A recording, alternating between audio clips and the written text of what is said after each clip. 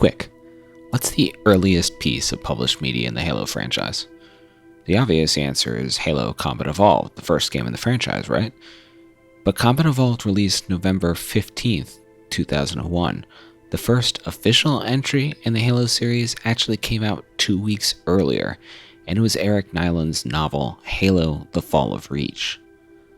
Okay, so that's an interesting bit of trivia, but in the 18 years since The Fall of Reach came out, it's easy to lose sight of how important this book was to the franchise. So today, let's take a look at arguably the single most influential book in the Halo series.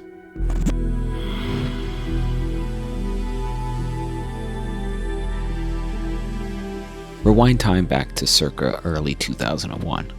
After showing the video game Halo at Macworld 1999 and then E3 2000, Microsoft had purchased developer Bungie and turned their upcoming game into a launch title for the Xbox video game console.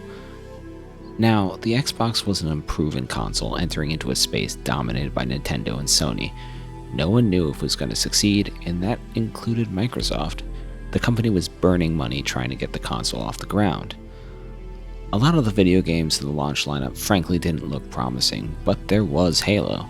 Microsoft Game Studios' franchise development group saw an opportunity to expand Halo's reach with a novel tie-in. So Eric Trautmann from Microsoft reached out to sci-fi writer Eric Nyland, and the book project that would become The Fall of Reach was born. Media tie-ins are nothing new, but The Fall of Reach would prove to be something special. For one thing, Nyland had an incredibly short time to turn around this book. Just 4 months in total, with only 7 weeks to actually write the thing. Adding to the difficulty was the fact that Halo's story wasn't even fully formed, so Nyland had to write a story that didn't step on the game's toes. Eric Trautmann revealed that Bungie didn't much like the project and even tried to kill it halfway in production. But the book did come out, and it did tremendously well. There have been video game novels written before, but they hadn't sold millions or cracked bestseller lists like this.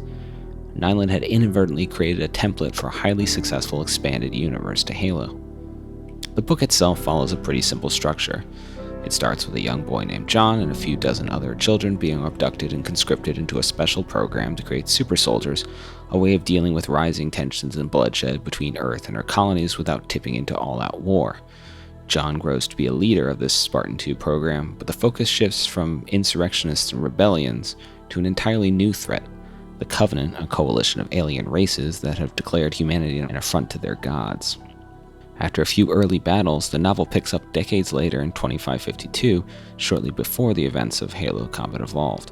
Humanity is on its back foot, and the Master Chief and Spartans are tasked with a desperate plan to capture a Covenant ship, find the Covenant's leadership, and capture them to try and force an end to the war. To assist them, they're given new versions of their Mjolnir battle armor, and Chief is paired with a special AI, Cortana. Before the mission can get underway, though, Reach, humanity's greatest military hub aside from Earth, falls under attack. In the ensuing battle, humanity is brushed aside, the planet is burned, and it appears that Master Chief is the only one of the Spartans still alive. Aboard the ship Pillar of Autumn, Cortana initiates a jump to some coordinates based on an alien artifact, leading the ship to the ring-world Halo and sparking the events of the first game. One thing the book does that the games couldn't and still haven't done is give a sense of epic scale. Throughout the book, there are space and land battles involving thousands of soldiers and ships, and we still haven't seen a video game that can meaningfully impart that kind of size. But the major contributions Nyland provided were building out the background of the Halo universe. Bungie came up with the name of Master Chief, but it was Nyland who named him John. A huge number of secondary characters of the series were found in Nyland's book, from Halsey to her Spartans. Other characters, like Captain Keyes, really only get a distinguishing personality in the book versus their game counterparts.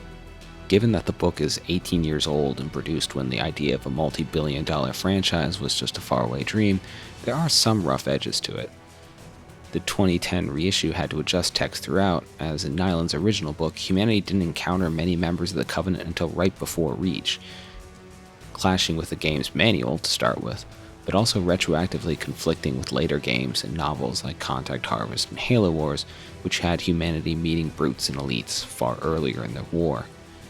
In some ways, The Fall of Reach feels a little rote and predictable at this point, which is really an example of its phenomenal success. it created the template which the vast majority of expanded universe novels followed for years afterwards. The Fall of Reach is to this day a fan favorite, and for good reason. Despite its rough spots, it set the template for the Halo expanded universe, and it's probably the reason there is a Halo expanded universe to begin with. It's unsurprising that when Bungie retconned the Fall of Reach substantially with their own 2010 video game, there was such a fan outrage. It was the Halo novel that brought so many fans into the possibilities of the universe beyond the stories that could be told in the games. Without it, if we still had characters like Blue Team and Halsey, they wouldn't be anything like what we recognize them as. The book has been adapted into a Marvel comic and short film that ran alongside Halo 5, clips of both, which I've used throughout this video, but there's no substitute to the original, which remains a great read after all these years. Nyland turned what could have just been a cash-in book to the foundational scaffold that the entire Halo expanded universe would be grafted. Not too shabby for a book turned around in a few weeks. Hey everyone, David from Forward Unto Dawn here. This is a short video companion to a longer form article you can read on our site, forwarduntodawn.com. Subscribe and share our content if you liked it, and thanks for watching.